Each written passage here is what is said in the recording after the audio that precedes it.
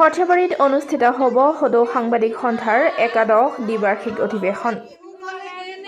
পিঠা-পনা লাড়ু বনোৱাত ব্যস্ত মহিলাসকল। জাতিৰ সেৱক সংবাদসেৱী চাই যোৱা প্ৰাণ ভৰি আলপাপাৰৰ কাঁহনগৰী আমাৰ সৰ্থেবাৰী।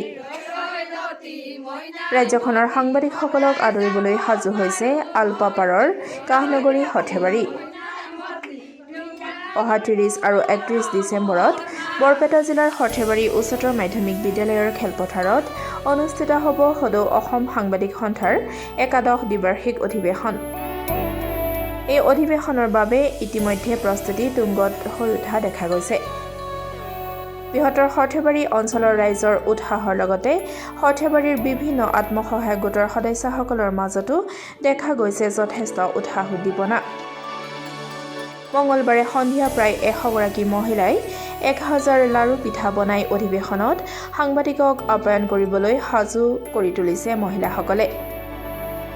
আনফালে একাংশ মহিলাই টেকেলি পিঠা বনাবলৈও সাজু হৈছে।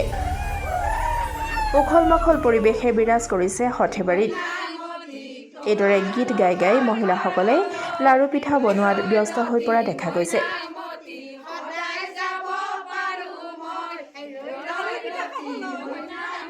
সদৌ অসম সাংবাদিক সন্থাৰ অধিৱেশনখন সৰ্থেবাৰীত হাইচানেত অনুষ্ঠিত হ'ব।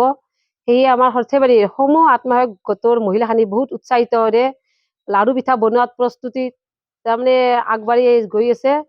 আৰু সেয়ে আমি আজি মানে 150 মান মহিলাই ৰাতিপুৱাৰ পৰা পিঠা লাড়ু বনোৱাত ব্যস্ততা হৈ আছে। বহু উৎসাহ আৰু আমাৰ ইয়াত অধিৱেশন হ'ব যিহেতুকে বহুত উৎসাহেৰে মানে আদৰাৰ কাৰণে আমি প্ৰস্তুতি চলাই আছো। এতিয়ালৈকে আমাৰ 15 মান হ'ল লাড়ু পিঠা বনোৱা আৰু অলৰেডি মানে বনাই আছে। সেই ক্ষেত্ৰত তেখেতসকলক আমি আদৰাৰ কাৰণে প্ৰস্তুতি চলাই আছো আৰু তেখেতসকল আহিব বুলি আমি বহুত সুখীয়ে বুলি অনুভৱ কৰিছো। আমাৰ এই সৰ্থেবাৰী অনুষ্ঠানটোত তেখেতসকলে আহিব, আমি তেখেতসকলক শুশ্ৰূষা কৰাৰ কাৰণে আগ্ৰহেৰে বাট চাই আছো। মুকলি সভাত ৰাজ্যপাল ডাঙৰীয়াই থাকিব আমাৰ বহুত সুখী বুলি আমি অনুভৱ কৰোঁ। সেই অনুষ্ঠানটোত আমাৰ গোটেই সৰ্থেবাৰীৰ লগতে আমাৰ কাৰাকুচি, নামহলা, গুমুৰা আত্মসহায়ক গোটৰ সকলোৱে মহিলাই মানে উৎসাহিতৰে দৌৰাৰ কাৰণে প্ৰস্তুতি চলাই আছে। তাতো মানে পিঠা লাড়ু বনাই আছে। মহিলাই বহুত উৎসাহিত হৈছে। ইমান মানে আনন্দৰ মানে দিন আহিছে ভাবিব নোৱাৰে।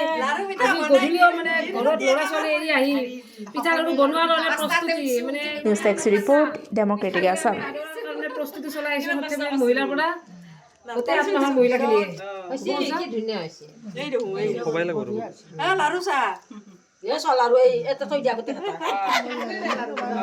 নাই লাড়ু হয় নাই